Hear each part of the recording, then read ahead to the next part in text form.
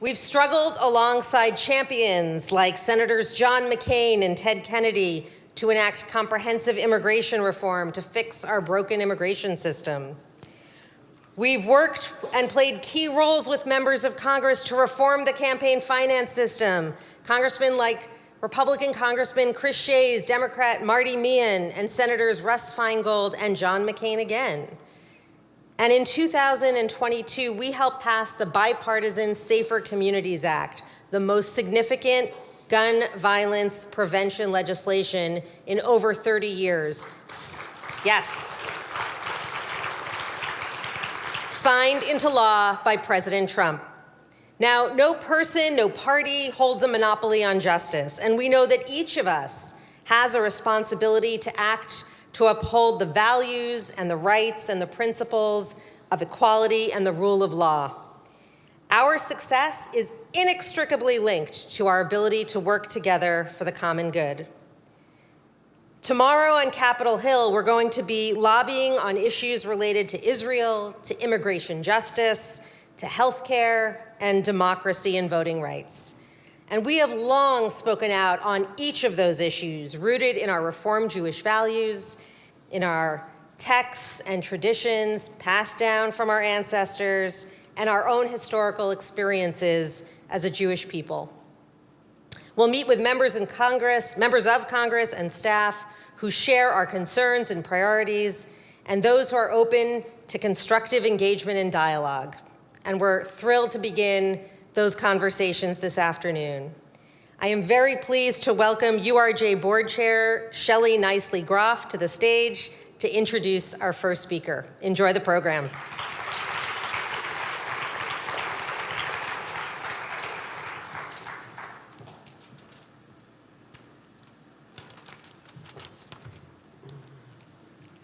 Thank you, Barb. Good afternoon. We are honored to begin our plenary today with Representative Don Bacon of Nebraska. First elected to Congress in 2016 after a distinguished service and career in the Air Force, Congressman Bacon is a member of the House Armed Services Committee and the Committee on Agriculture. He is known for his outreach across the aisle, whether on national security issues, foster care issues, and even as a member of the Congressional Soccer Caucus. In particular, he has been a champion of disability rights and fighting hate crimes, serving as the lead Republican sponsor of bipartisan bills to increase funding for special education and to mandate hate crime reporting by local law enforcement agencies. Among other appointments, Congressman Bacon sits on the board of the United States Holocaust Memorial Museum. Rabbi Benjamin Scharf of Temple Israel in Omaha could not be with us this weekend, but he did want to share this with us about Representative Bacon. There may be many political differences, but Don Bacon has always been a champion of Israel and of the Jewish community, and especially the Omaha Jewish community. He is a friend and has always been there for us. We are so appreciative of his support. Over the past year, Rabbi Jonah, Pesner, and members of the RAC team in Washington have had the pleasure of meeting with Representative Bacon and his staff several times. He and his office are welcoming, they are open to dialogue, and they are thoughtful in their views. We are so happy that Representative Bacon has joined us this afternoon, and I want you to know that he caught an earlier flight than his usual flight to DC just so he could be here with us this afternoon. Please join me in welcoming Congressman Don Bacon.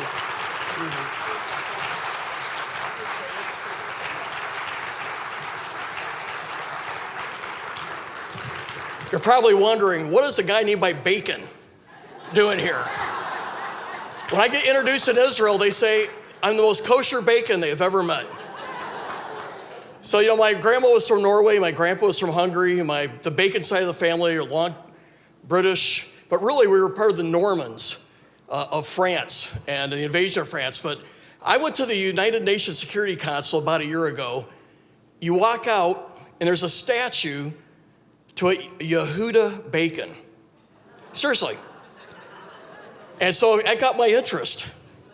Where's Yehuda Bacon? So I Googled it, and he was a Czechoslovakian young guy in World War II, Jewish, sent to a Holocaust camp, and survived. And he found himself in Israel. He's a very old, elderly man today, but he's a famous artist. And his name's Yehuda Bacon. So I was proud of the name and proud of seeing that there. So I do come to you today, though, with sadness in my heart. I woke up this morning, I saw about the terrorism attacks in Australia, and it's heartbreaking. Here's people serving God, honoring God, doing, starting at the Hanukkah, and they're attacked by terrorists. It looks like they're jihadists, taking the lives of many of those Jewish Australians there. We know that this is not just a problem in Australia. It's not just a problem in Europe. It's not just a problem in the Middle East. It's a problem everywhere right now. This growth in anti-Semitism, we've seen a huge growth of it since 7 October when Israel was attacked. It's an evil. From my perspective as a spiritual person, I think it's satanic. And there is zero tolerance for me, or it should be for anybody in our country or anywhere. We should not let this take root in any side of our political parties, Democrat or Republican. 100%, we should always stand against this. And that's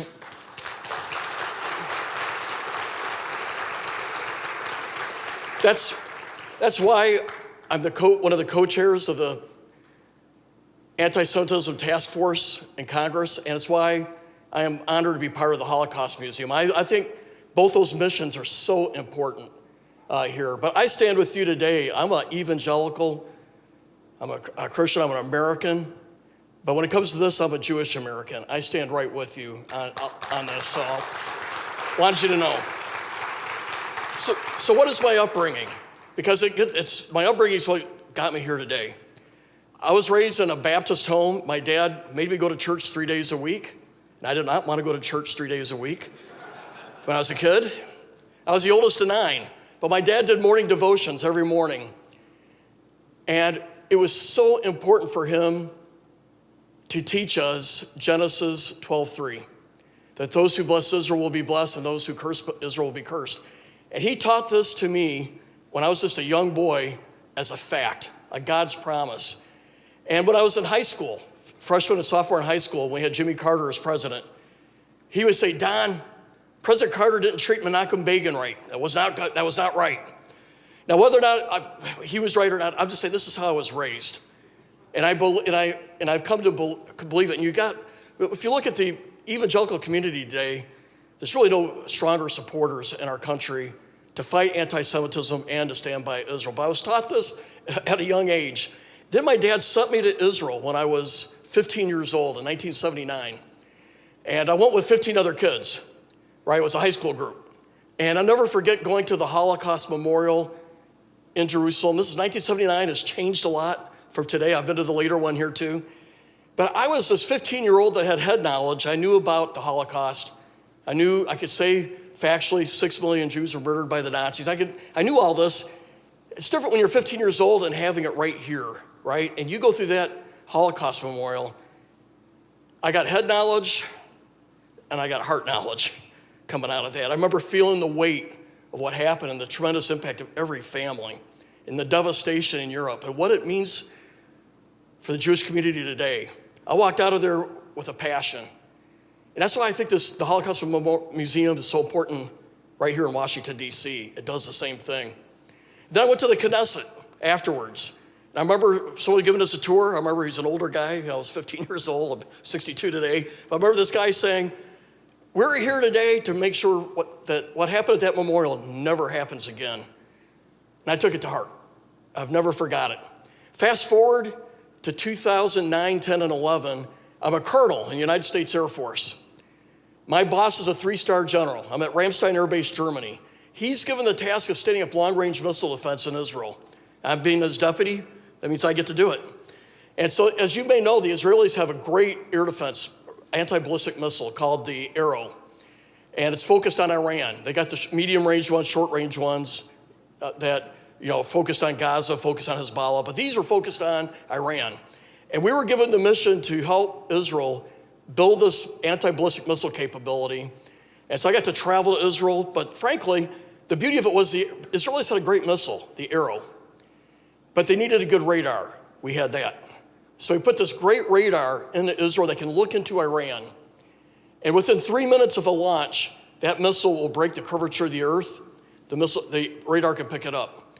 But we wanted it to be even better than that. So we linked it to the infrared satellites that we have.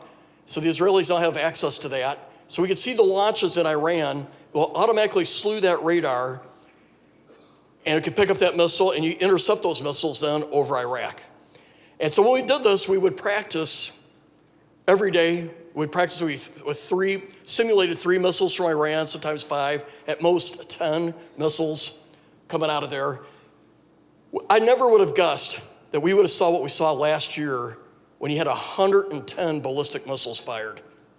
And then another salvo, even more than that. And this system had a 99% interception rate. And I'm so proud of the work that we've done since 2009 on this capability that really, a 99% PK on 110 ballistic missiles,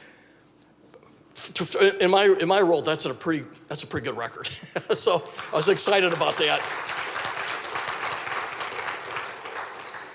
But one thing I wanted to share with you, on this trip to Israel when I was 15, there were 16 of us total. There was a young boy from Pittsburgh added to our group. And because he was by himself, but we had this group from Momence, Illinois, real small town. He was a Jewish American. And I had another young boy in my high school that picked on him and physically was abusing him. And it was not right. I remember intervening multiple times. We had multiple fist fights on this month-and-a-half-long trip. But I took note. We're all going to be put in these situations, and you cannot be a bystander. You must intervene. So this is the mission I have today, to ensure that we always intervene and do what's right. There's going to be no bystander in my book when it comes to anti-Semitism, period.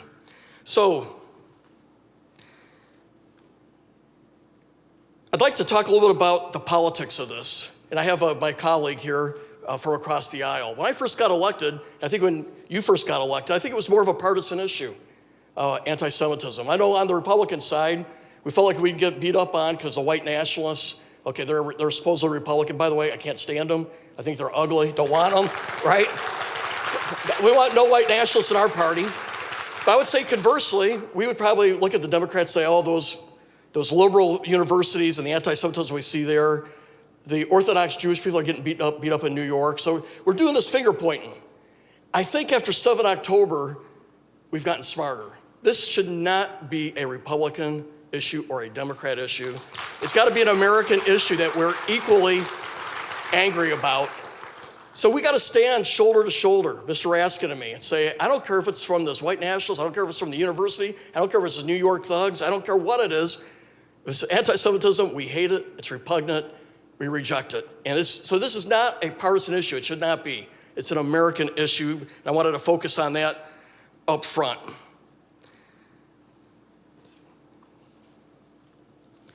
So I also want to just point out before I start talking a little about current politics today, it is an honor for me to stand with our Jewish community in Omaha.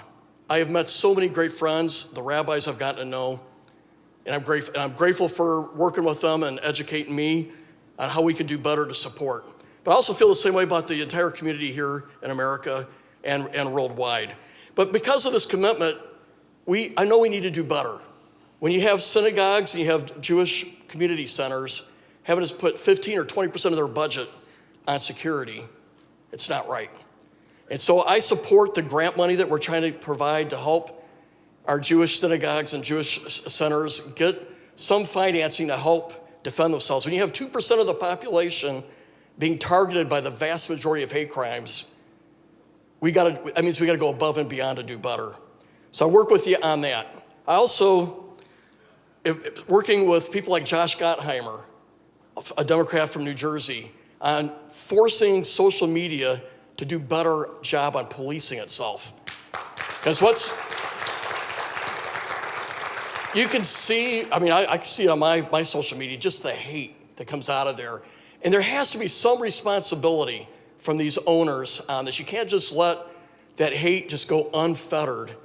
Because even though some people read it and it goes in one ear and out the other, there's others who read it and they're unstable to begin with, and they take it to heart, and that's how you get things that happen today in Australia, right? People, they're triggered by it. So wherever I can help, I enjoy meeting with the community, knowing what we can do better to support. And then on top of that, we got the international stuff, like making sure we got good ballistic missile defense there. Make sure we do that as well. I'd like to talk briefly about the political environment that we're in. So I'm going to sort of transition a little bit. When I look at what we have today, I'm not happy. I don't know that anybody should be happy with what they see. Now, I know I got people on both sides of the aisle here today. I got to say, if you're a Democrat and you think it's all the other party's fault, maybe you're part of the problem. If you're a Republican and you're looking over there and you say it's all their fault, maybe you're part of the problem. What I see today is this tremendous hyper-partisanship out there, almost a hate for the other side, and it's not healthy. The other side's not our enemy.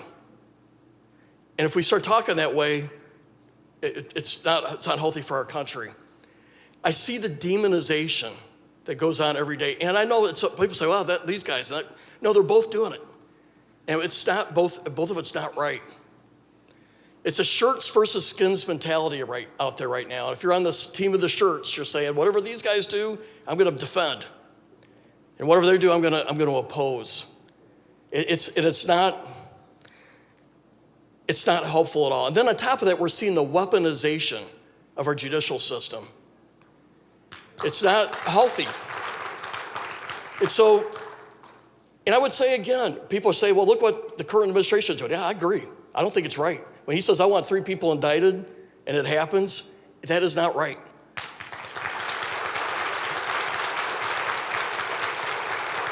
But I would also like you to reflect, it just didn't start here. Both sides are saying the other side did it, I'm going to double down, I'm going to escalate. We got to stop it. We got to stop this escalation and blaming the other guy. So because you did it, I'm going to do it back and do it worse. We're United States of America. I believe we're the greatest country in the world, unparalleled strength and prosperity. We cannot tear ourselves apart the way that we've been doing. So what do we need? Well, we need voters like yourselves to say, we demand better. We demand better from our president. We demand better from our senators, our congressmen, our governors, all the way from point A to point B. Yes, I got a conservative philosophy. I was raised under a Reagan philosophy that I like.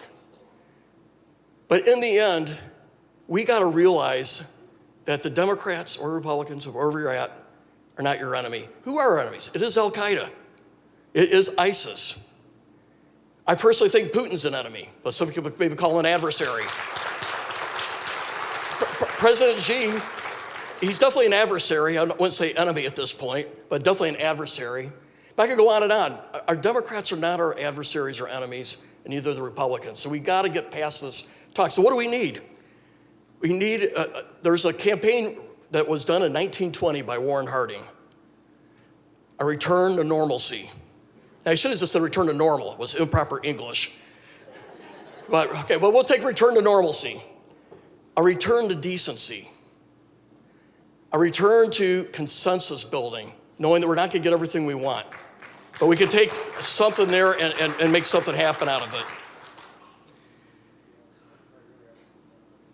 We need to put this hate behind us and agree that we got to sit at the table and work together. And unfortunately, we see all too little of it today. You know, I said the other day in another speech, we need some leaders that have self-control and restraint. This continued name-calling and doubling down is not helpful. And in the end, I've already said it, it's really a return to decency. So there's a slogan out there right now, and you probably have heard it. It's called America First. It was a 1930s slogan, by the way, that opposed us getting involved with Europe, opposed us intervening with Germany, what they were doing to the Jewish population at the time, with opposition to get involved with what Japan was doing in China. I don't like it. I'm not an America First guy. But can we just put a little twist on it? I'm an American first. I'm an American before I'm a partisan, And if we all put that on, and if you all demanded that more from your political leaders, elected leaders, I think we'd be a lot better off.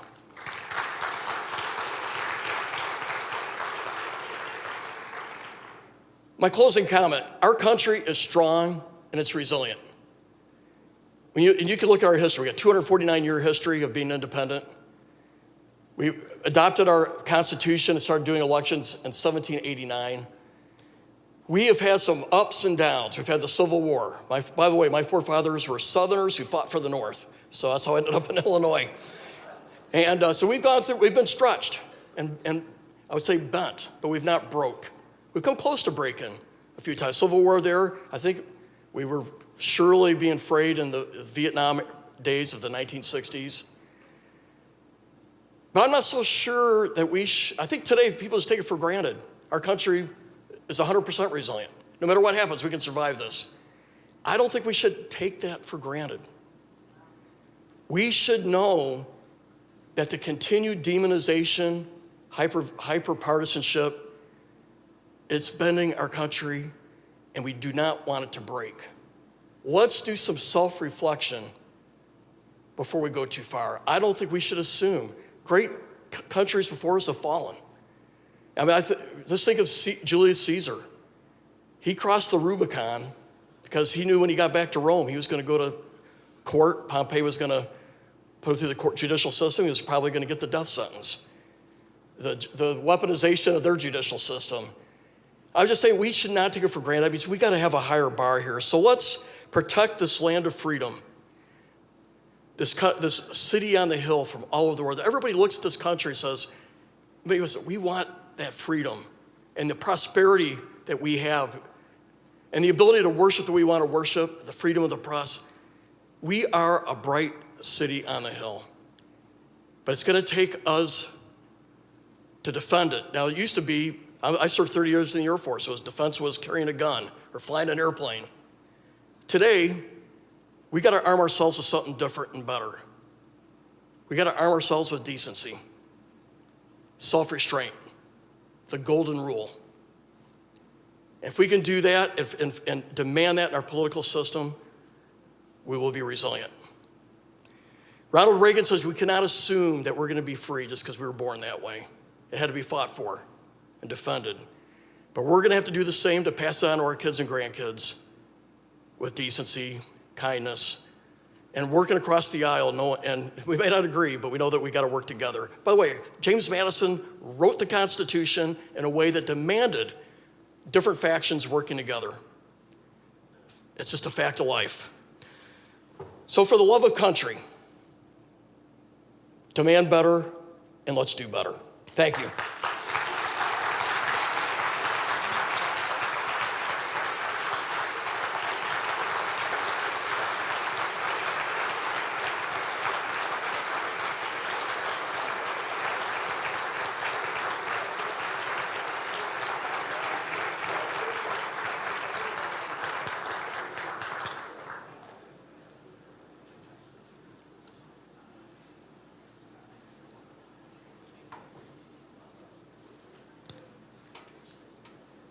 Thank you, Congressman.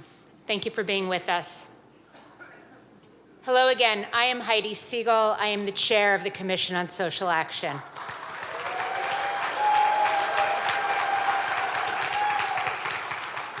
That was so nice. As chair, I want to take a moment first to invoke a moment of personal privilege. You heard a little bit while ago from Barbara Weinstein, the amazing director of the Commission and our associate director of the Religious Action Center.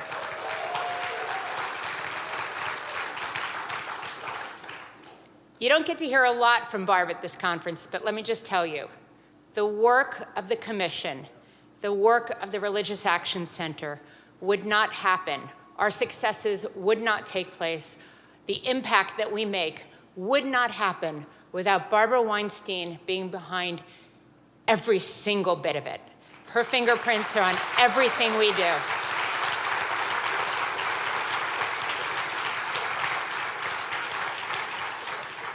And I joke often, but not really, that anything I do right, you can thank Barb for, and anything that I mess up, It's because I didn't talk to her.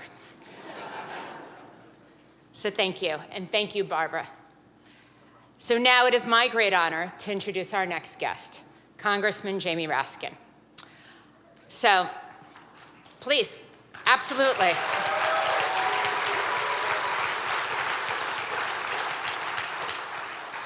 So I know that Hanukkah starts tonight, and I hope that you'll indulge me with a bit of a Jewish license, which I guess here it's appropriate.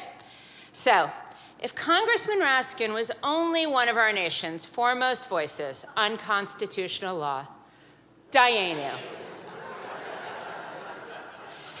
If he had only served as Maryland state legislator and delivered a series of landmark legislative accomplishments, including marriage equality and abolition of the death penalty, Dayenu. If he was only the ranking member of the House Judiciary Committee, Dayenu. If he was only one of the preeminent voices in Congress championing our democracy, including serving on the January 6th committee, Dayenu. And if Congressman Raskin was only a member of a URJ synagogue, he is all of those things and more. As we continue our program in spreading the light of democracy, it's hard to think of a person who is more committed to that goal and has done more to make it a reality than Congressman Jamie Raskin. We are thrilled to have him in conversation this afternoon with our very own Rabbi Jonah Pesner. Please welcome them to the stage.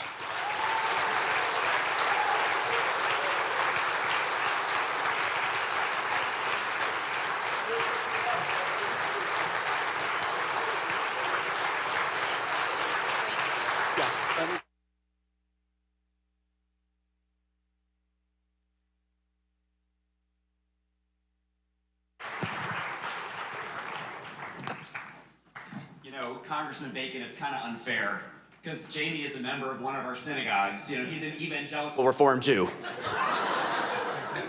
He's kosher Raskin. Thank you for coming, Jamie. It's never too late to convert.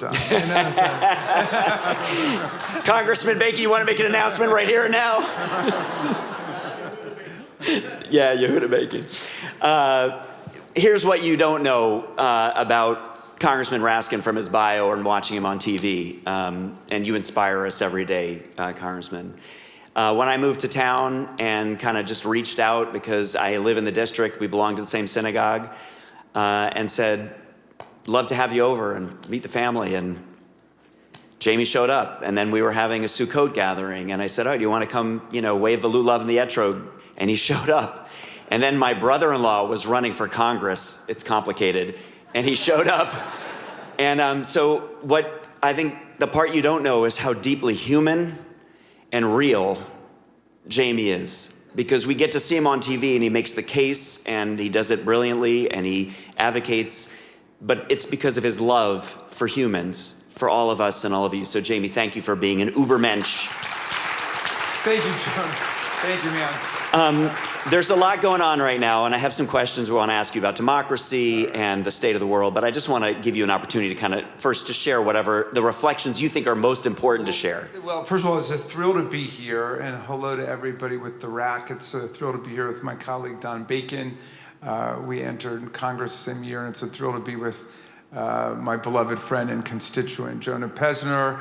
Heidi, thank you for that beautiful introduction. I will accept all that Dayenu stuff only because this is my birthday weekend. Yesterday was my birthday, and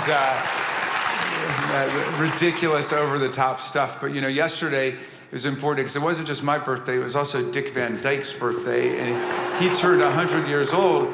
And I had a call from his family earlier this week asking if I could record a video for him for his birthday, because he likes my politics. He obviously has good taste in politics, and so I got to send him one. And it was also Taylor Swift's birthday, and most importantly, it was Mary Todd Lincoln's birthday yesterday. So, but anyway, I'm thrilled to be here with everybody. And Congressman Bacon, you gave us a lot to think about there, and you are somebody who really has tried to keep the whole political party thing in some kind of perspective. And I appreciate that very much. I'm somebody who's like a 2 cheers for political parties person. A lot of people just blast partisanship generally, which I think is just kind of misleading, because the fact is that political parties are a reflection of freedom. And the First Amendment, the freedom of speech, the freedom to associate. There's an easy way to get rid of political parties or partisanship. You get rid of political parties and you put one party in. I mean, they've taken care of the partisanship problem in Russia. Putin just got rid of the other parties and they don't have hyper-partisanship and partisan polarization. You just put people in jail, you can get rid of partisanship. So from that perspective, a political party is an expression of people's political liberty. And they do play functions in liberal democracy. They help to structure dialogue. They get people engaged. God knows in America, nobody would be registered to vote without political parties, because the government certainly doesn't do it. And it's the political parties that mobilize people to register to go out and vote. But having said that, no, I appreciate those 2 cheers for partisanship. But having said that, like, the thing is that why is it 2 cheers? Because those of us who aspire and attain to public office have got to remember, once we get in, what the word party means and where it comes from. It comes from the French word parti. A party is just a part of the whole, and we're elected to represent everybody, and not just the people who voted for us or the people who nominated us. And so,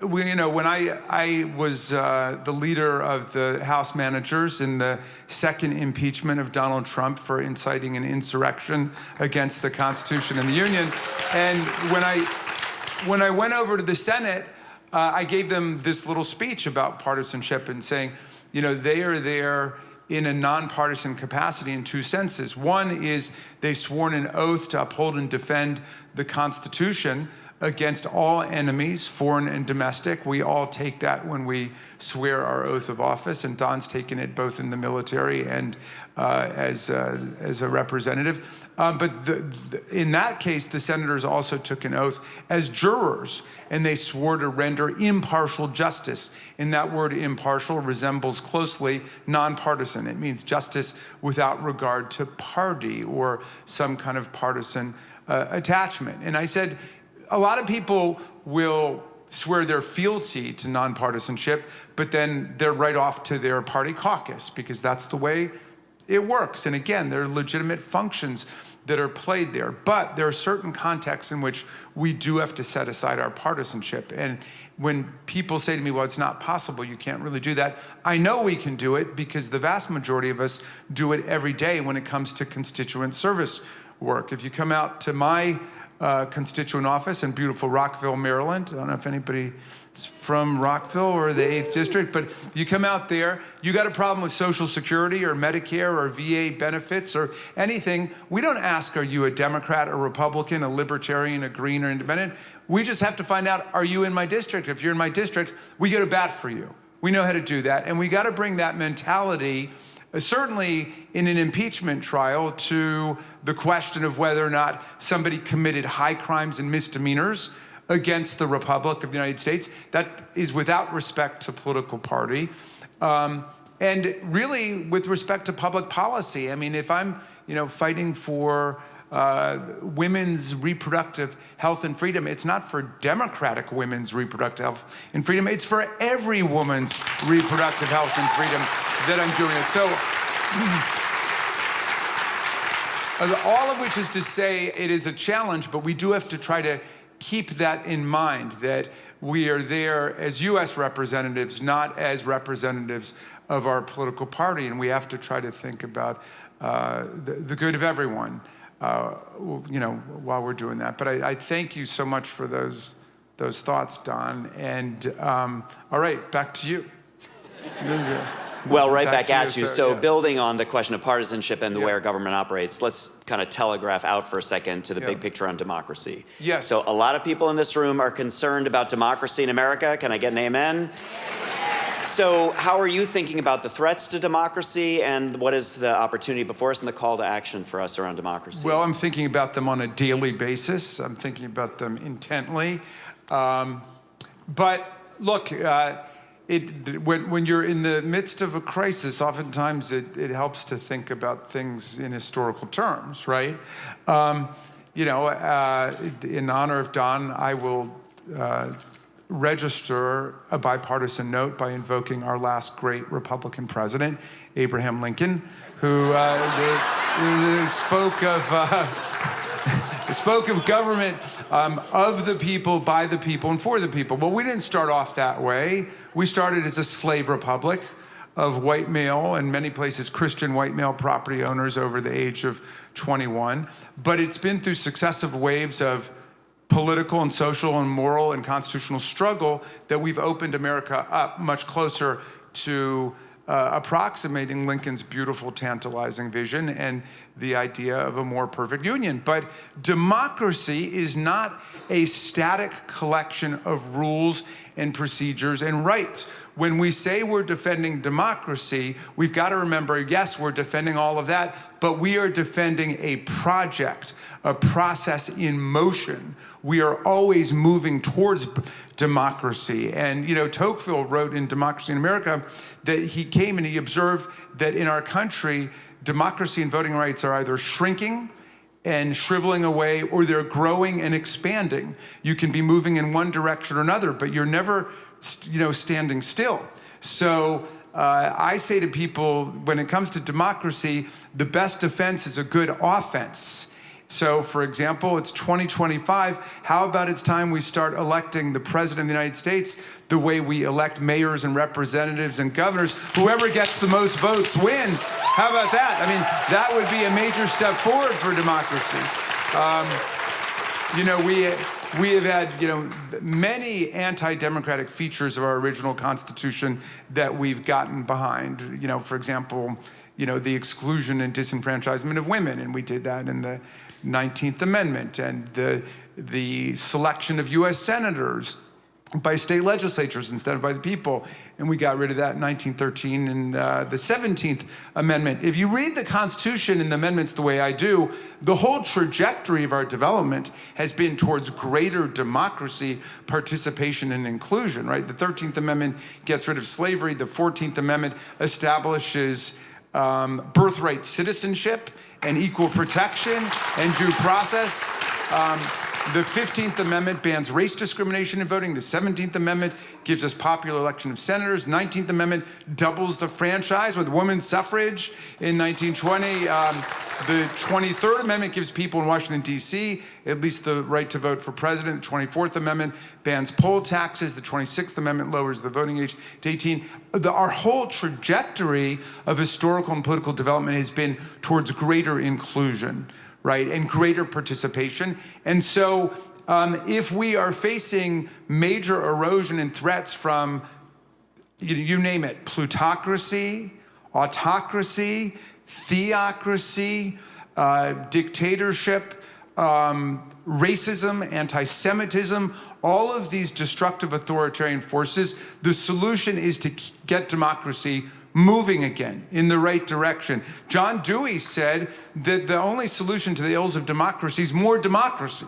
And what we're suffering from today is not democracy, but all of the impediments and obstacles to it. One of the things I agree with President Trump about is statehood, but not for Canada and Greenland and Panama, which haven't petitioned for statehood, but for example, for Washington, D.C., the only national capital on earth not represented in its own legislature, in its own parliament, for 3.5 million Americans disenfranchised in Puerto Rico. That's been in the Republican platform. The Democrat, we need to grant these places statehood. We passed D.C. statehood in the 117th Congress. I was the floor leader on that, and I got up and I said I wanted to thank 713,000 tax-paying, draftable U.S. citizens who have a bona fide, verifiable grievance against Congress, but didn't come down and beat the daylights out of 145 of our police officers and put them in the hospital and storm the Capitol and drive us out of the House and the Senate and try to hang the vice president. They did it the right way. They said they were going to have a statehood constitutional convention, and they did. And we should admit their petition the way that 37 states, proudly including Nebraska, had been admitted by the original 13, including Maryland, which is both a star and a stripe on the flag, because we were part of the original 13. But we don't lord that over anybody. We want an America, we want an America that's going to be open to everybody in the country. So let's get back on the statehood track.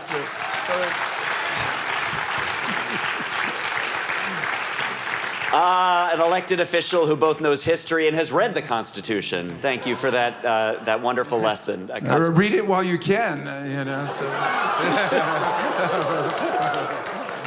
I want to lift up and then ask you to drill down a bit deeper on something implicit in what you said, Congressman, around anti-Semitism and other forms of oppression and bigotry and the role of democracy. Obviously, we're living in an unprecedented time of anti-Semitism. Congressman Bacon lifted that up very articulately. Thank you for that. The events of today in Australia, just a violent reminder. And there are some who, in the name of keeping Jews safe, are in turn rolling back democracy. And as our teacher, Rabbi David Saperstein, reminds us again and again, it's actually democracy that has kept Jews safe. Can you reflect a little bit, as a Jew, on the weaponization of anti-Semitism, us being used as a tool in the name of illiberal and authoritarian rollbacks of democratic norms, both what we can do and how we as Jews experience anti-Semitism can also stand for democracy? Well, I mean, I agree with the question. You kind of had it all in there, right? Sorry. No, and I'm with Rabbi Saperstein on it. I mean, when in the history of the Jewish community has it ever worked to side with the pharaohs and the authoritarians and the despots? I mean, it's a strategy. There are people who have attempted to do that before. And look, the way I see it is that there is a struggle for decency and human rights and freedom in every society, in every country, in every community, in every group. And you just can't place a label on an entire nation or an entire government or an entire people, and some are good and some are bad. It's not like that. There is a struggle for the best values of humanity taking place everywhere on earth today. And I hope that in America, the side of democracy and freedom, equality, and justice will prevail, and we will make common cause with people all over the world fighting for their human rights and their democracy. That's the way I see it. So, in the spirit of thinking about this as a global question, we're going to be lobbying on the Hill tomorrow around the West Bank Violence Prevention Act. We are a movement.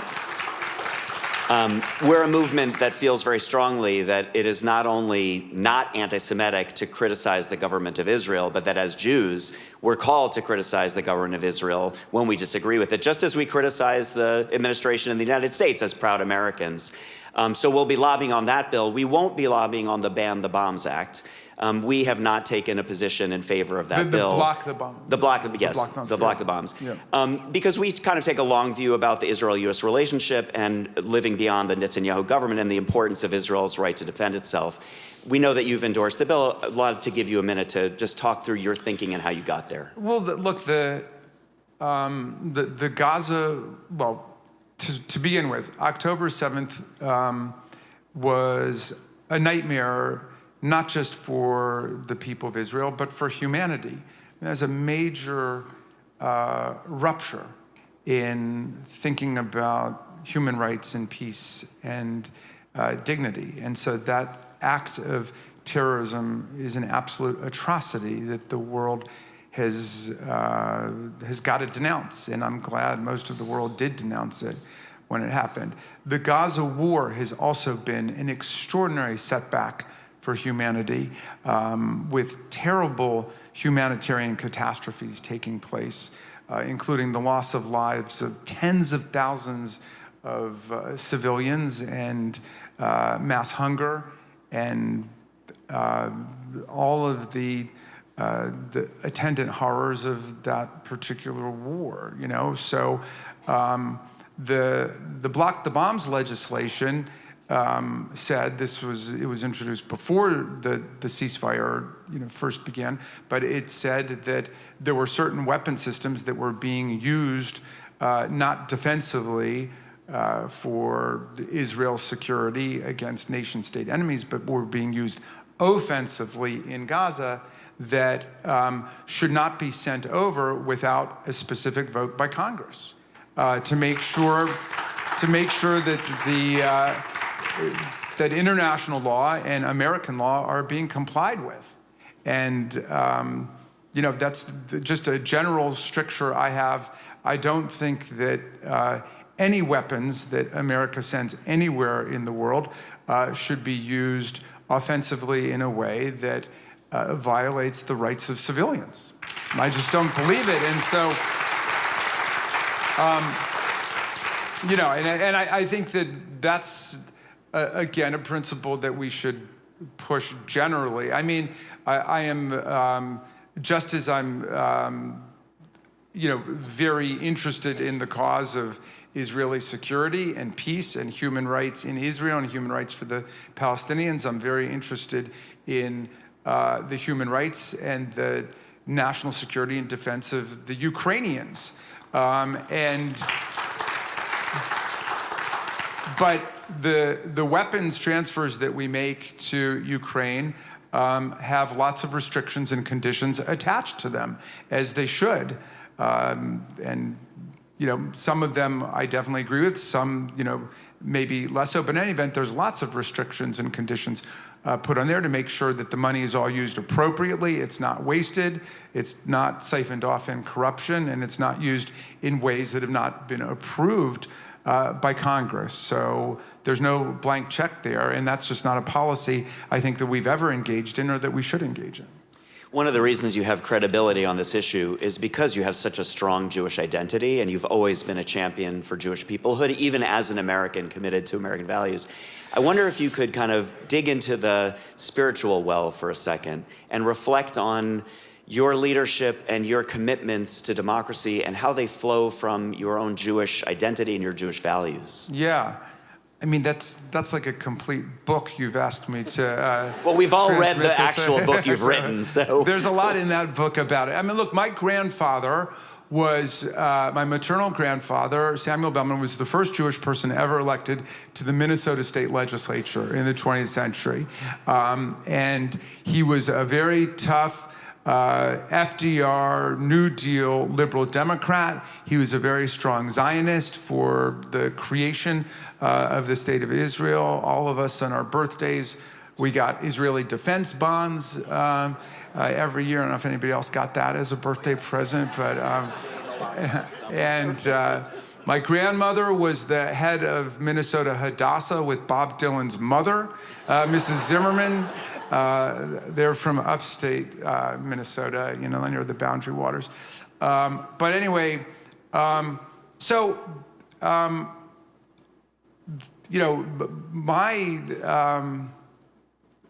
love of Israel and the Israeli people, including cousins I have over there, is based on a faith that it would be a liberal democratic project with small l, small d, done. A project that is about freedom and democracy and human rights for the people there. And again, the whole world is in a struggle to attain those values against some very dark, resurgent forces of authoritarianism, autocracy, anti-Semitism, racism, bigotry, misogyny all over the world. And so, yeah, I mean, I don't take orders from right-wingers in America, so I don't take orders from right-wingers in Israel or any other country. And that's just not where I am. And we are allowed to ask questions about what nation states do, because nation states are not always right just because they're a nation state. And so I want to support the strong forces for human rights and democracy and freedom and the independence of the judiciary in Israel, like I want to support those same forces in America and in every other country in the world. And, when Tom Paine got over to America in 1774, 2 years before the American Revolution, he said a couple things about America. He said, one, that America would become an asylum to humanity. Not an insane asylum, mind you, but a place of refuge for people seeking freedom from political, religious, intellectual repression from all over the world. And that's who we would be. But he also said that the cause of America is the cause of all mankind, or what we would say, the cause of all humanity. And I believe that in a very fundamental way. And with all of the problems we've had and all of the struggles we've had against slavery and white supremacy and the dispossession of the Indians, even with all of these struggles, our country began with the ideals that Jefferson encoded in the Declaration of Independence that have been the motor force of our history. And that is the idea that all people are created equal, that we have unalienable rights, life, liberty, and the pursuit of happiness, and that government must be rooted in the consent of the governed. So that right there, you've got equality, freedom, and democracy built in there. Even though it was being honored only in the breach at the beginning, but by planting those ideals, it gave life to all of the movements the civilizing movements that have transformed America. And we've got to keep going forward, and we've got to support people all over the world that are in that process. And, it is the work of foreign policy and diplomacy to help work out really complicated, difficult, seemingly intractable problems. But that's part of the human project. Thank you for that. So we have a room full of hundreds of our top leaders. These are clergy, leaders, activists who are doing the work. And it can at times feel overwhelming, right? That's part of the strategy, we actually feel like, is not only the cruelty, but the overwhelming onslaught of all the challenges. And I think it would be helpful to get your insight into how you take a step back, take a breath, both make sense of it all, but then prioritize. How do you help people focus their time and energy and overcome both the feeling of being overwhelmed and the fear of all of the kind of terrible and horrible things that are being done in the name of the degradation of a democracy? Yeah, well, I'm glad, that Jonah, you say, remember that part of the strategy that authoritarians have around the world is to make people feel as depressed and demoralized and isolated as possible. If you go back, the interesting book, I can't really state its name because it's not polite, but it's written by a young man who worked for Cambridge Analytica, and he wrote about what they were doing, and it's called Mind Blank, okay?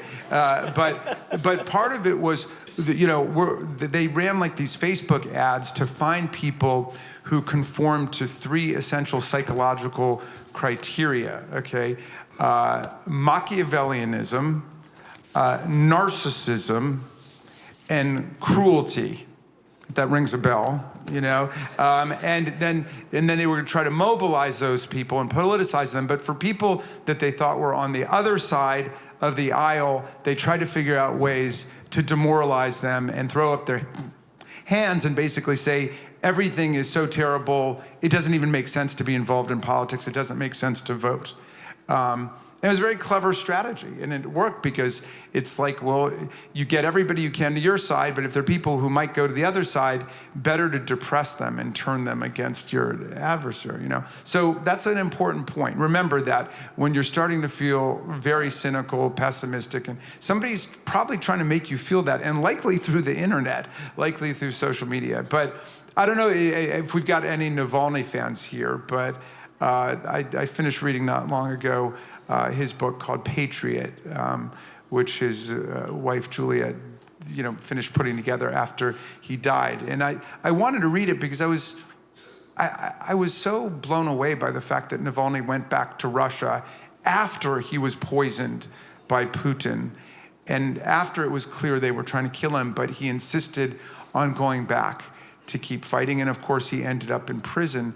But he wrote this book, and people asked him the same question that, people I'm sure pose to you all the time, which, well, what can I do? And he said, the very first order of business for anybody who's up against a tyrant or an autocrat is to tell the truth, because that's the one thing that the tyrants are most afraid of, is to speak the truth every day. And that's something all of us can do, whether it's in your school, your workplace, your family, your neighborhood, and not to be afraid of the complexity of truth and not think that the whole world has just got to be, galvanized into two big camps.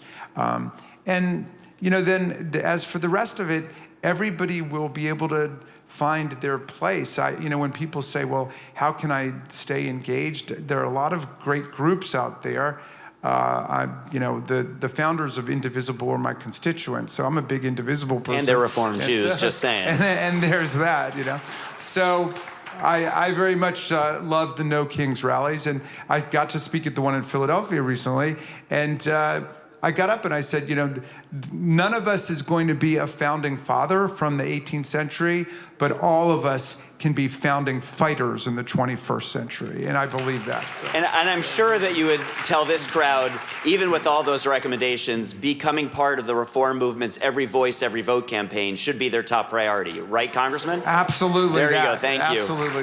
Actually, in seriousness, just to tease out one part of what you said, the thing about Navalny, he was killed for it. There's a lot of the folks in this room have been showing up and putting their bodies between ICE and migrants. And they've been doing it not only because they want to protect refugees and migrants, they've been doing it because they know this is out of the authoritarian playbook to practice scaring people.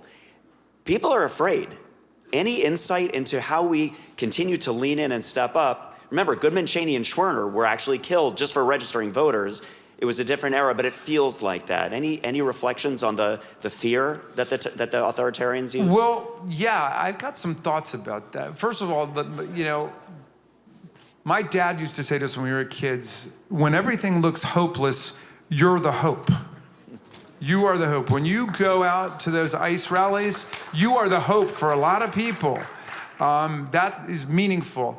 Also, fear is not the opposite of courage. In some sense, fear is a necessary component of courage. Courage is when you feel the fear, you take the dimensions of the fear, you metabolize it, and then you work with other people and decide to keep going. So courage is the opposite of indifference. But fear is not really your enemy here. When you're feeling fear, somebody wants you to feel afraid. That now is a telegraph to you. Something's gone wrong in our constitutional system. And that's happening all over the place. The attack on due process is unbelievable. What's going on? To have masked agents in unmarked cars conducting warrantless arrests of citizens, not just non-citizens, but citizens. That's something Jefferson predicted and observed back with the Alien and Sedition Acts in 1798. He said they'll start by rounding up all of those dangerous French foreigners and subversives, but then very soon it became the newspaper editors and politicians and so on, and that's been observed all over the world. So people are right to rush to defend even the due process rights of non-citizens. And one of my colleagues, we got into it on the floor about this, and he said, wait, you're not saying you support the due process rights of guilty people, are you? And I was like, that's the whole point, okay? We don't know they're guilty until there's been due process. Due process are the two most beautiful words in the Constitution because they are what protect all of our freedom and all of our rights against the arbitrary power of the state, So. Okay, so we have just a couple minutes left, and let's end with both fun and hope. So my staff insisted on this question. Ready? Hanukkah lightning round. Good? Here we go. Best It's only the first night. I'm kind of rusty. It's Well, been a we'll get year, you. I know. That's all right. Well, Okay, so the crowd will help you out. Okay, I'm no Peter Sagal, but best Hanukkah gift. Oh, the best Hanukkah gift. Have you guys read Naomi Klein's book, Doppelganger? That's going to be a good book. I mean, I'm reading an amazing book right now about Charles Sumner. Okay, Raskin, you got to get a life. This is like, I mean, best Hanukkah gift. You mean like dreidels? Or Yeah, I mean like dreidels. Nintendo, man, or yeah. Xbox. No, I'm an old-fashioned guy. I mean, right. I still believe in books. Yeah, so. Well played. Well played. Okay. All right, the best Hanukkah present would be the Constitution. Okay. In the first lightning round question, the win goes to Raskin. Second question, favorite sufganiyot flavor? That's like the raspberry? Like it's the donut. The donut. He didn't do well in Hebrew school, apparently. The donut. I want the raspberry one. Ding. I want okay. the raspberry one. Is that the right answer? You get 2 Raskin, Pesner 0. Third question. Did you guys have one? No. Are there any latkes here? There wasn't even wine at Shabbat dinner. I'm really sorry. Okay. Next time. They're still angry about that. What kind of Jewish gathering is this? No latkes. We had challah. We had one challah. Okay. Third question. Favorite Hanukkah song? I like the Adam Sandler Yeah, of song. course, yes. Adam Sandler for the win. Yes. And finally, the most important. I like the part where he says he's going through who's Jewish and everything, and he says, Bruce Springsteen's not Jewish, but my grandmother thinks he is. You know, so, yeah, okay, so far it's 3-0. You can't mess this one up because you're in the majority, but let's just see what happens. Okay, fourth and final question. Applesauce or sour cream? Oh, applesauce. Okay, no, ladies and gentlemen, Jamie Raskin!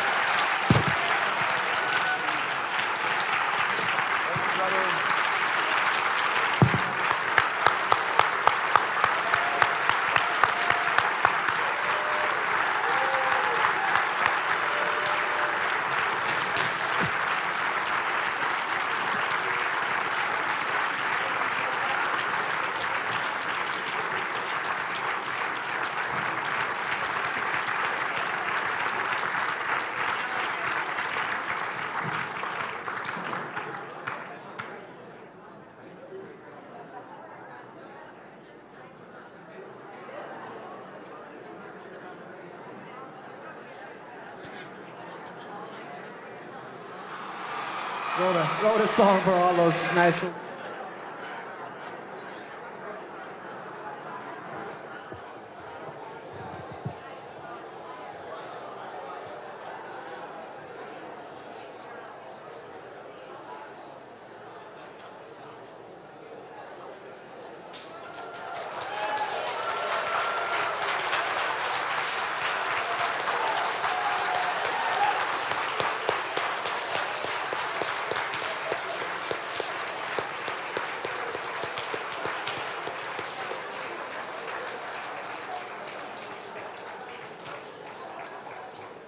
Well, that's a tough act to follow. Thank you so much, Congressman, for your time. Hello. My name is Jamie Starr, and I'm a fifth-year rabbinical student at Hebrew Union College in Cincinnati. Thank you. Over the past few months, I've had the joy of working with Jacob Krause-Preminger of Rack, Ohio, as well as the fabulous civic engagement team at Wise Temple, led by Amy Katz and Marcy Cantor. Together, we've been facilitating listening sessions as part of the broader Rack listening campaign. We've heard whispers of these listening sessions over the course of consultation, but I wanted to take a moment to talk about the broader campaign and the findings that have come from these sessions. Over the past months, and even here in the past few days together, our Reform Movement listening campaign convened conversations with as many people as possible across our community. Small group leaders have been asking, how has a decision made in public life impacted you personally? What keeps you up at night about our country and about Israel? What gives you hope? And you answered. Raise your hand if you led or participated in a listening campaign over the past few months. Amazing. So at Wise Temple, we held 3 listening sessions, bringing together small groups of congregants to share about what is happening in the public sphere that is causing fear, pain, or anger. As you might imagine, people had quite a lot to say. One woman bravely shared her experience facing barriers to reproductive health care. Another participant shared his fears about misinformation on social media. A third talked about her children facing blatant anti-Semitism in high school. These were heavy stories. And yet, as people shared fears and pain together, there were also moments of laughter and of solidarity. These sessions and this consultation have reinforced the importance of community, of standing together as we face the realities of the world right now, and knowing that we are not alone in our experiences and we are not alone in our fight for justice. We at WISE were not the only ones having these experiences. Across 41 conversations in more than 25 congregations representing thousands of Reform Jews from across the country, we heard the heartbeat of our movement.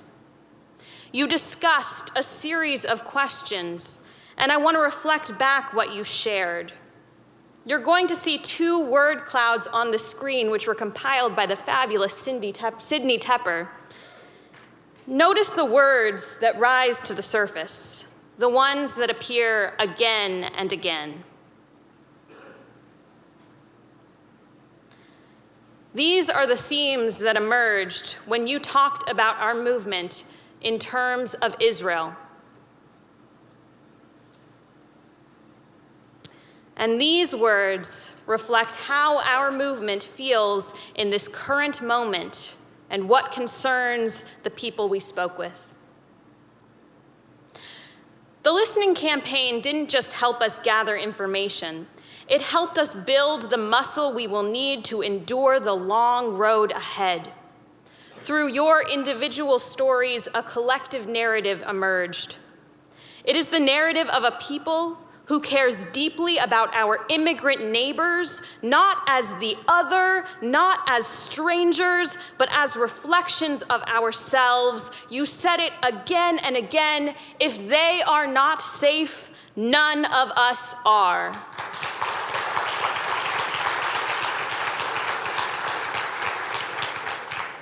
It is the narrative of a people who hold close personal relationships with trans individuals, especially our young people.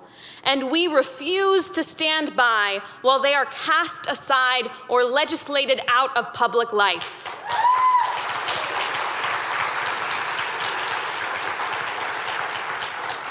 It is the narrative of a people living with uncertainty and fear about rising anti-Semitism, questioning what it means to show up as Jews in spaces we once took for granted. And it is the narrative of a people who love Israel, who feel connected to Israel, and who are determined to fight for Israel's future as a democracy that protects all the people in the region and reflects the best of our values. But most of all, you made this clear. Jews have skin in the game. In 2026, we are not showing up only as allies or activists. We are fighting for ourselves, for our future, for our kids and our grandkids. we have a great deal at stake.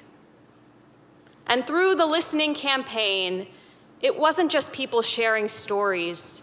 It was all of us listening to one another. You gathered across North America at youth events, in sanctuaries, in living rooms, and in Zoom rooms. You listened to each other's fears, hopes, stories, and dreams. You formed connections that are already strengthening our movement, connections that we now call upon as we turn toward action. So I want us to have a little mini listening session-esque moment right now. I invite you now to turn to your neighbor or the people sitting around you and take about 1 minute each. What stands out to you from the words you saw on the screen and what you've heard here over the past few days? What issues feel most urgent to our movement, and what experiences or emotions do they bring up? We're going to take just 2 minutes. Go ahead.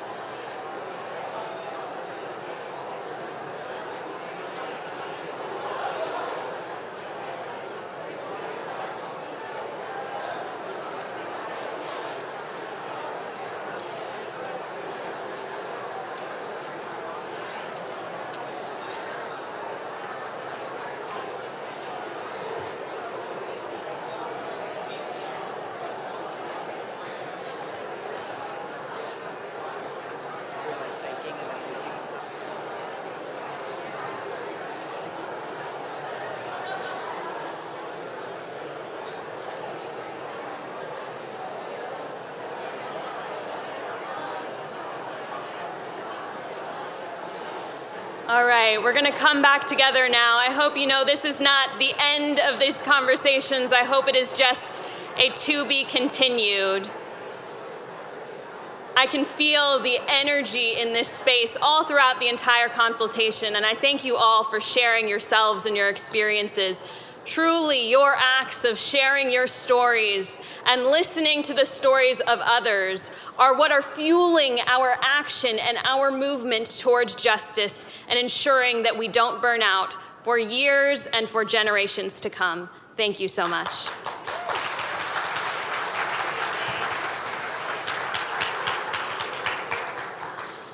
Good afternoon. I'm Rabbi Lindsay Danziger, National Campaign Director at the RAC.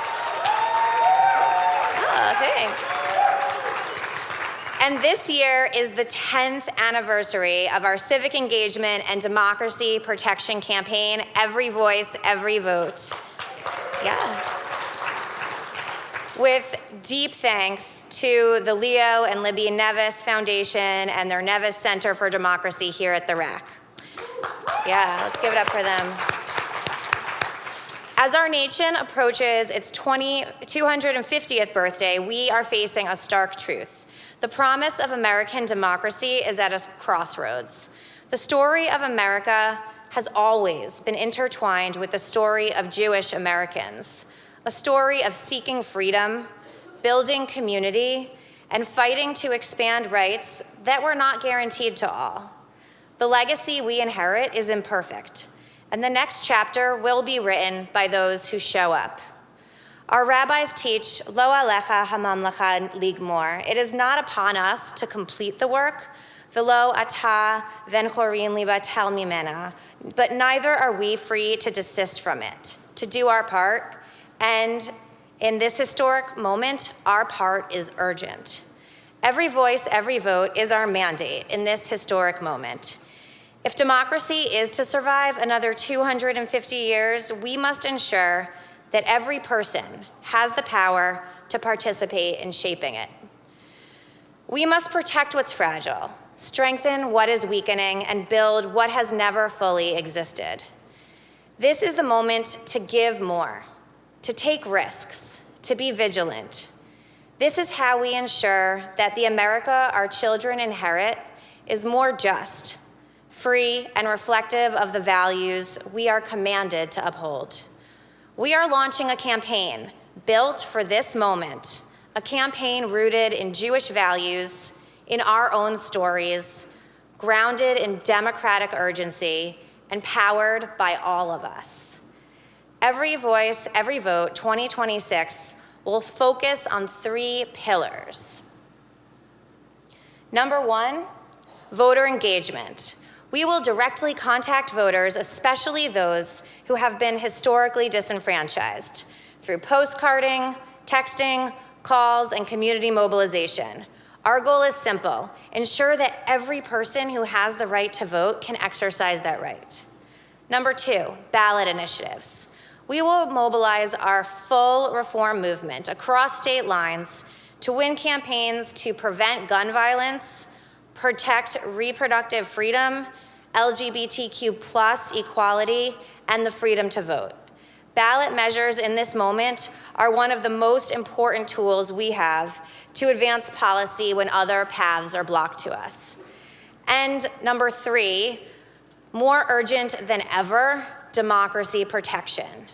We will train, prepare, and remain vigilant before, during, and after Election Day to ensure the democratic process is upheld.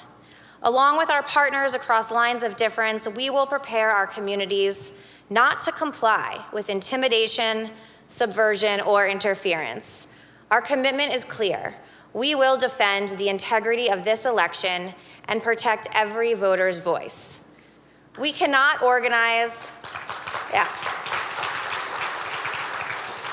We cannot organize what we can't imagine. So now we're going to hear some stories from our amazing leaders in the field who are living and doing this work.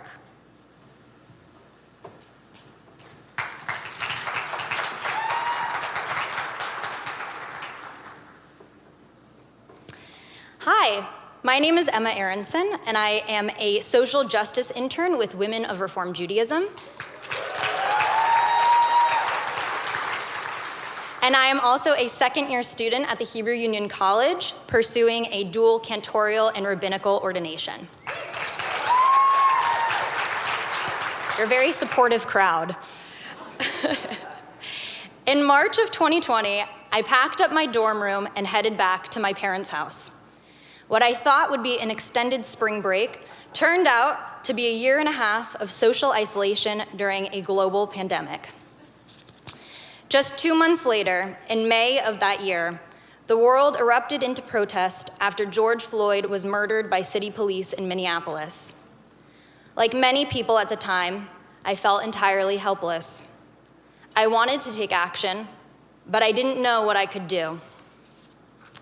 My synagogue, Temple Judea in Los Angeles, California, started a social justice group devoted to taking action against police brutality, disenfranchisement, and other social justice issues facing the United States in the spring of 2020. My mom, sister, and I joined this group together, and we learned that one easy way to take action at home without risking COVID exposure was by writing postcards to spread awareness about upcoming elections and encourage voters in swing states to register. We particularly focused our efforts in offering resources to voters that may have experienced voter disenfranchisement.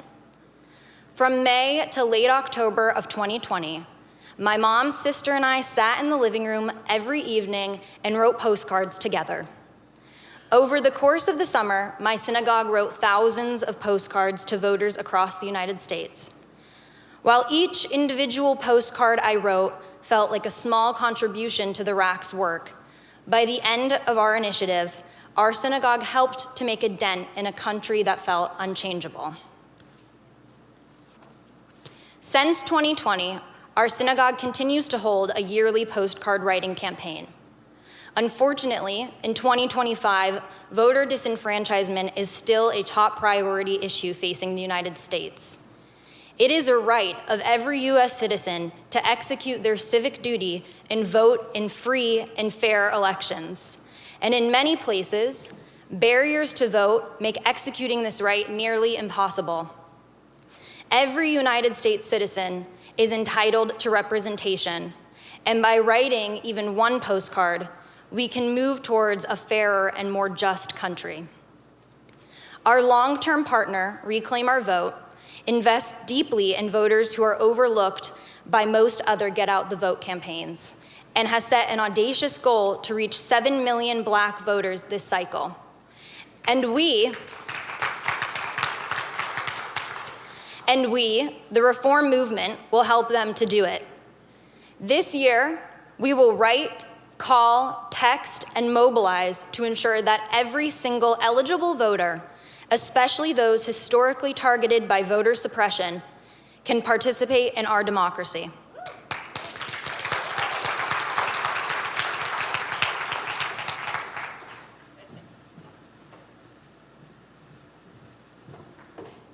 Hi, there we are. My name is Alexis Storch-Morrisrow. That good? Me? Okay. My name is Alexis Storch-Morrisrow from Cincinnati, Ohio, and I'm a member of Rockdale Temple. I am who I am because of watching my mother, Marcia Storch, who was just up there, step up. She leads committees, builds movements, and even led our local Nature Center's Christmas wreath fundraiser. Someone has to do it, she would tell me, loading wreaths into our car.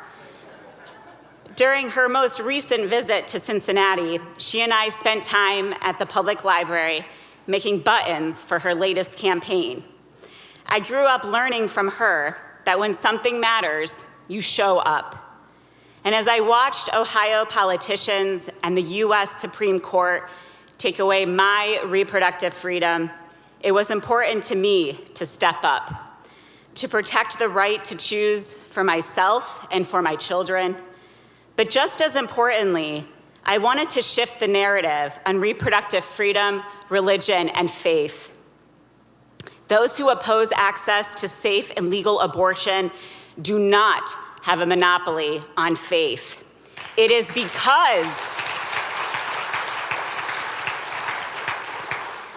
because of my Jewish faith that I believe in reproductive freedom.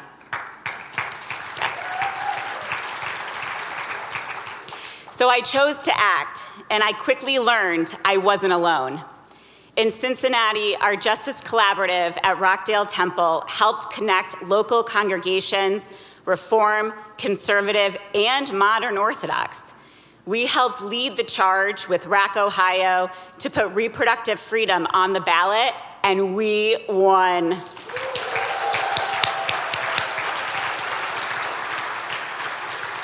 Together in the spring of 2023, Jewish Ohioans collected over 10,000 petition signatures and contacted over 200,000 potential voters through text banking and canvassing. And we could not have done it alone. I will never forget logging onto a Zoom text bank for our campaign and seeing volunteers, many of you who I got to finally see in person, Reform Jews from all over the country, people who cared about me and about Ohioans they had never met. That support from my Reform Movement family meant everything.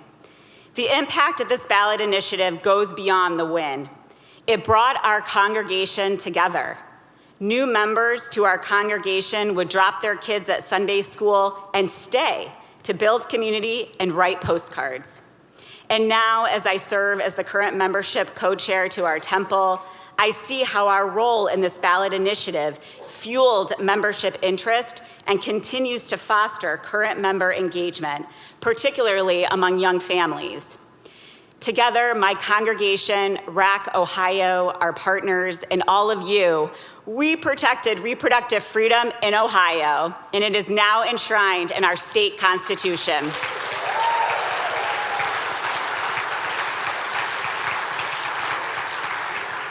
$2.5 million Ohioans now have access to life-saving medical care. Thousands of women from out of state travel to Ohio every year to access the care denied at home. But the mission of reproductive freedom was not done, and Ohio needed to show up for our Jewish neighbors as they did for us.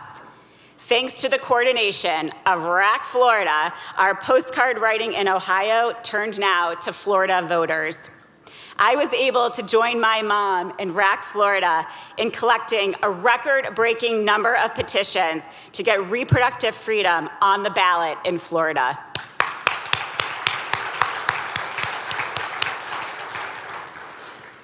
For my family, this campaign was about protecting the people we love and standing up for the dignity of every person created B'Tselem Elohim in the image of God. That's what brought us out into the heat, clipboards in hand, asking strangers to trust us with their signatures and their stories. And that's what brings our congregations together across the country, the drive to show up for one another and for our Jewish values. We did this work not only as Jews, but as partners in a broad and diverse coalition. At a time when it has become more complicated for Jews to feel fully seen or safe in some justice spaces, ballot initiative campaigns have brought us together, grounded us in shared values, and built real relationships. These ballot initiatives have showed us that when our movement shows up, proudly, publicly, and powerfully, we help shape coalitions that can win. We remind partners that the Jewish community has a skin in the game, and we are deeply committed to justice for all. During the 2026 Every Voice, Every Vote campaign, we will fight and we will win ballot measures that protect our freedoms.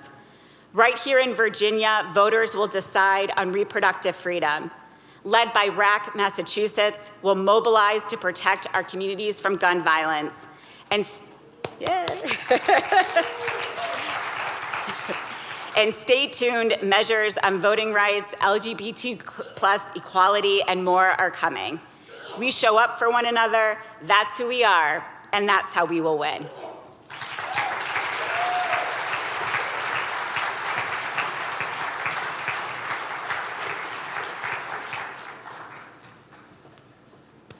Good afternoon. My name is Jeanette Trouth, and I'm a member of Temple Sinai in Pittsburgh, Pennsylvania, which is in the process of unifying with another congregation, Rodef Shalom. I have been a member of the RAC PA leadership team for the last 5 years, working primarily on voter engagement efforts. In July of 2019, I retired from a long academic career in public health, and I was ready to begin a new chapter in my life. As I was considering various volunteer opportunities, I attended the URJ biennial conference in Chicago in December 2019. I remember attending a panel discussion focused on achieving a 100% voting congregation. After I left that session, I remember thinking, now that's something we could achieve at Temple Sinai.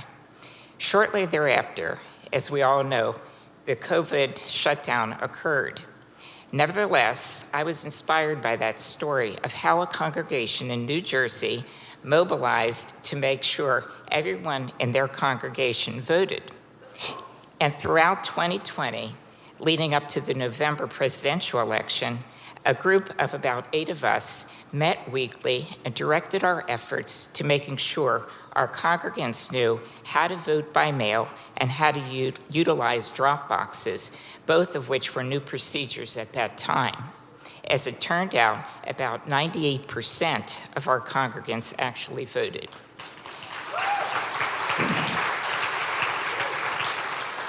Since 2020, my work with RAC PA has included voter education and engagement activities regarding the statewide redistricting in 2022, in the presidential election in 2024. In the most recent midterm elections, I was asked by a good friend if I had some time, could I pass out literature at a neighborhood polling place on election day? I said, sure. The literature that I was passing out was a reminder for folks to vote to retain 3 Pennsylvania Supreme Court judges who have, among other things, upheld mail-in voting. I only worked for about 2 hours, but the voter turnout in this precinct was very high, and I was very busy. As I approached people to hand them a card, people repeatedly told me, I know about the judge issue, and that's why I'm here. As it turned out, all 3 judges were retained because I believe that voters understood this was a very important election, and they wanted their voice to be heard loud and clear.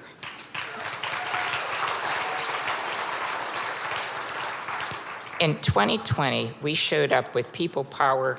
In 2024, we also built relationships with local election officials.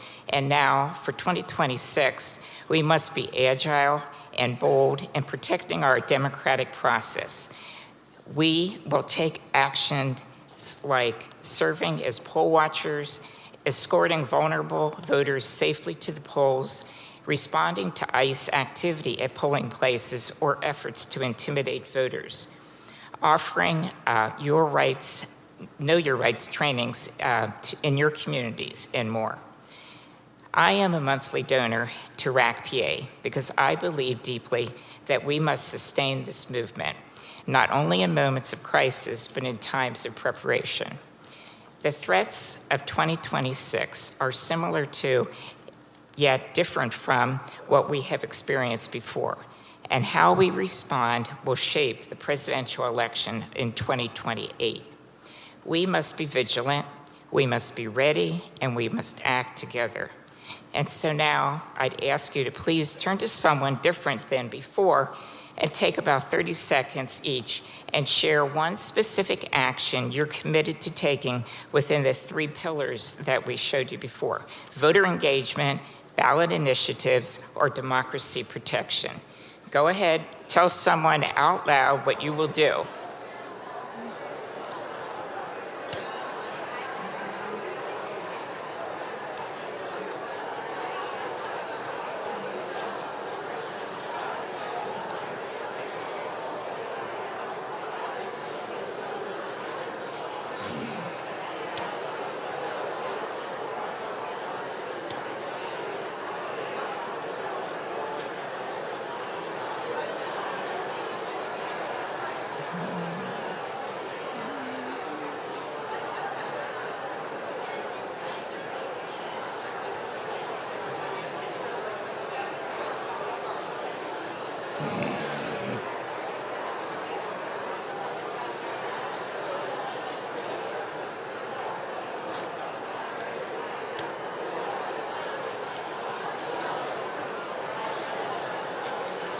Okay, that's beautiful. Speaking our commitment makes it real.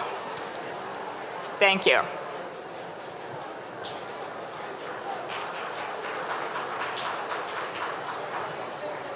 You can definitely celebrate a great leader. Thank you.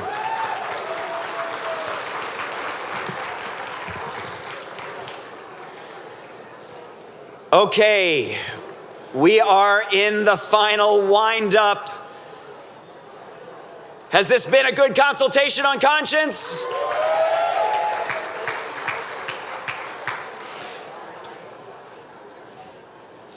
If you liked relating, you can keep doing it at the bar later. Don't forget, tonight is pub night. If you're good, see, this is what's great about Lita Ken for adults. After you do lobby prep, you are allowed to go to the bar. You won't get kicked out and sent home.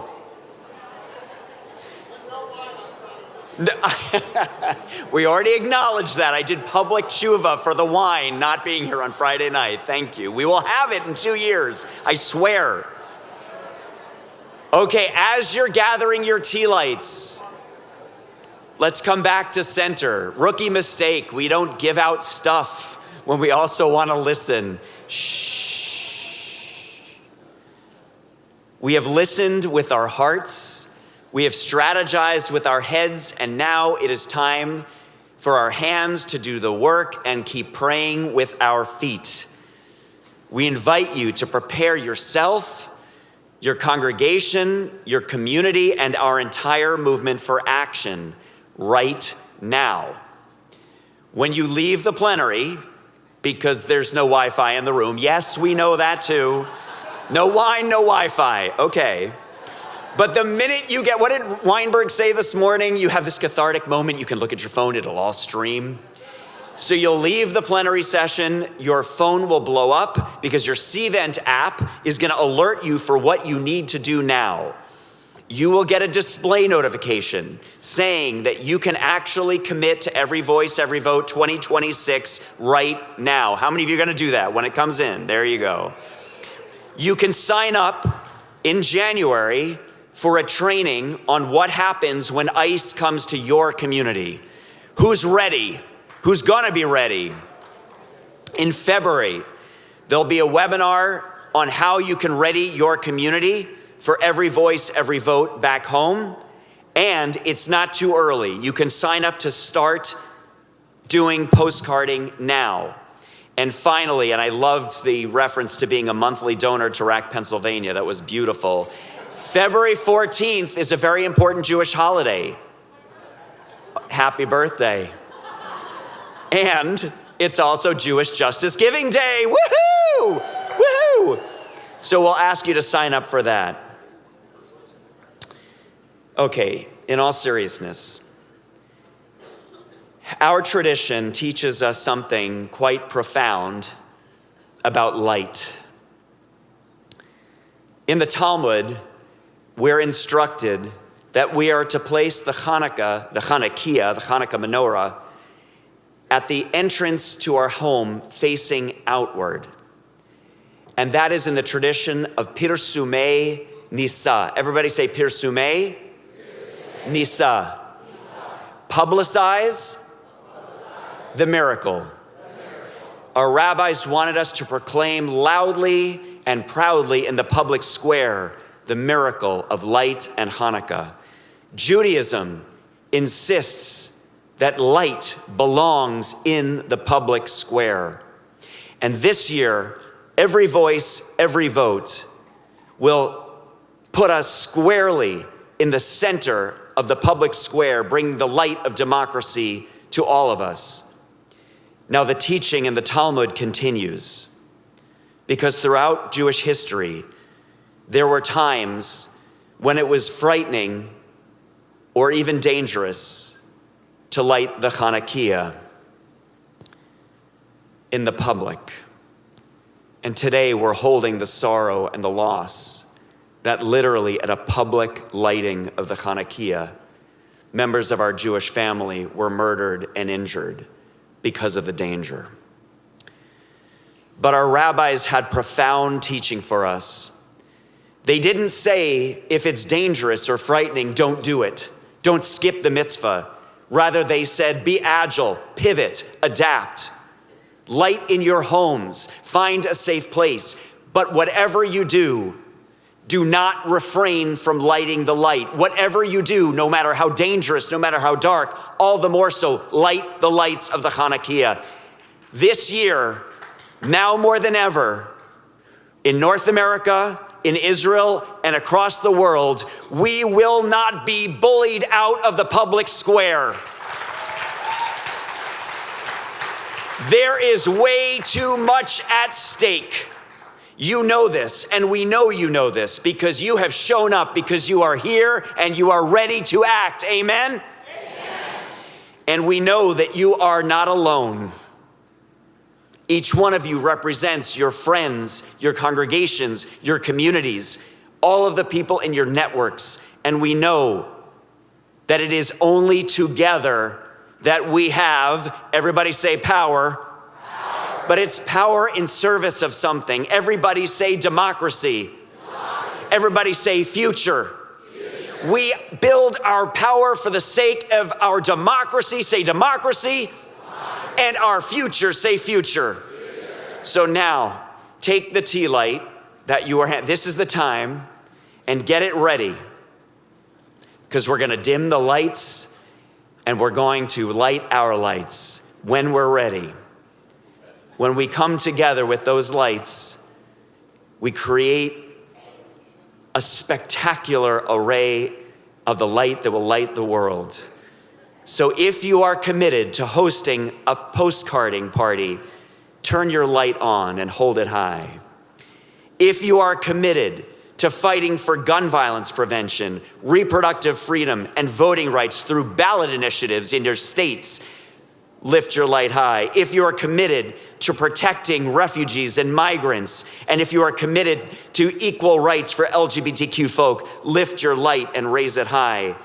If you will take action to get out the vote and make sure that the election is protected through your state project or across, keep your light high. If you are committed to ensure that every person with the right to vote can actually access the ballot, lift your light even higher. If you are willing to take a risk, to act with moral courage, to protect our democracy and enter the public square, raise your light and look around this room.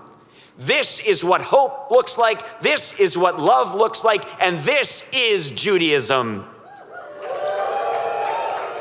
This is the light of democracy. Everybody say democracy. And this is the light of the future worthy of our children, grandchildren, and their offspring. Can I get an amen? Amen. Michael Namath, where are you? You should definitely celebrate Rabbi Michael Namath, who's been hiding in the back with a headset this entire time. The heart and soul of the Religious Action Center, Rabbi Michael Namath.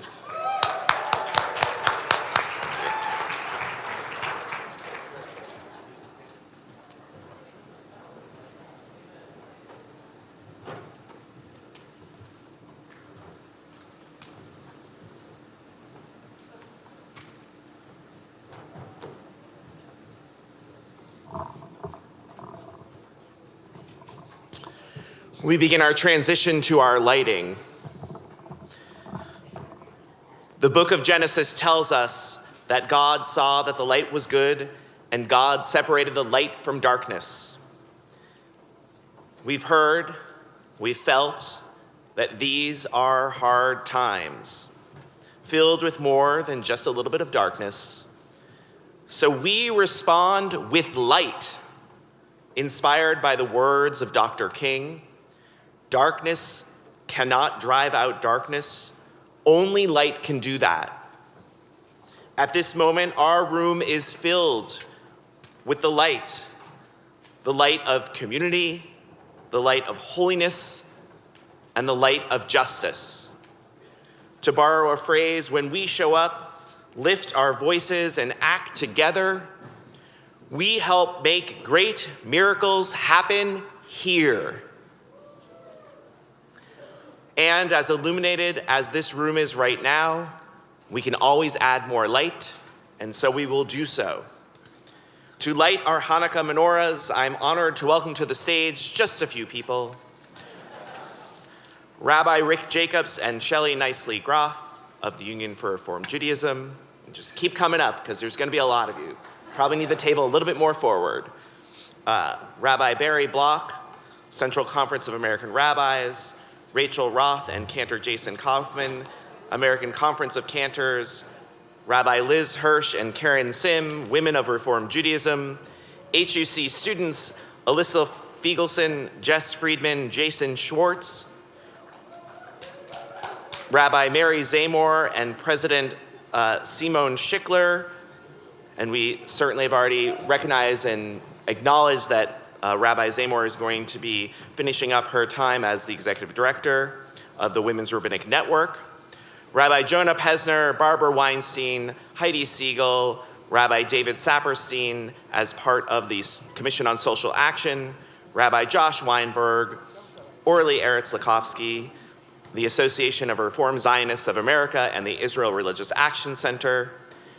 And if you are a member of the Union for Reform Judaism North American Board, Commission on Social Action, American Conference of Cantors, Women of Reformed Judaism, Hebrew Union College, the Women's Rabbinic Network, the Association of Reformed Jewish Educators, Program and Engagement Professionals, North American Association of Temple Administrators, National Association of nope, that does not exist.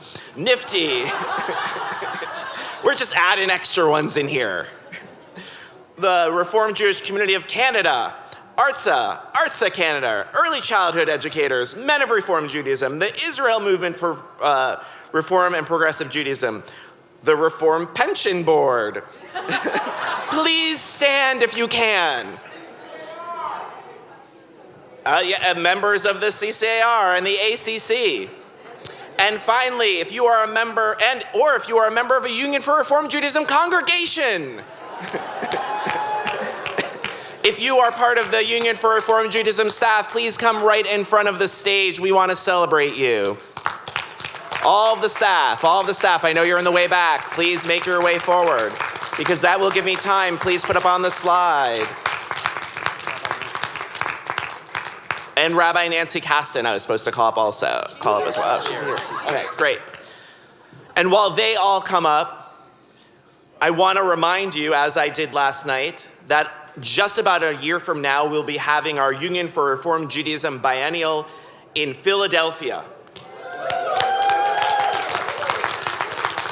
More learning, more spirituality, more strength that comes from being together, helping to build a more just world. And this week, our Hanukkah present to you is that you can not only register, but with this code, get an early bird discount. Our gift to you. You'll also get it in an email if you don't scan it now. Don't worry, we want you there. Now we invite back Perry Smilo to the stage to help lead us with our Hanukkah blessings. Are you ready? Baruch atah Adonai Eloheinu melech haolam asher kiddishanu b'mitzvotav mitzivanu lehadlik ner shel Chanukah. Baruch atah Adonai Eloheinu melech haolam she'asa nisim lavoteinu bayamim ahem b'hazman hazeh. Baruch atah Adonai Eloheinu melech haolam she'achiyanu v'kiyamanu v'higyanu b'zman hazeh. These little lights of mine, try it with me. I'm gonna let them shine. Oh, these little lights of mine.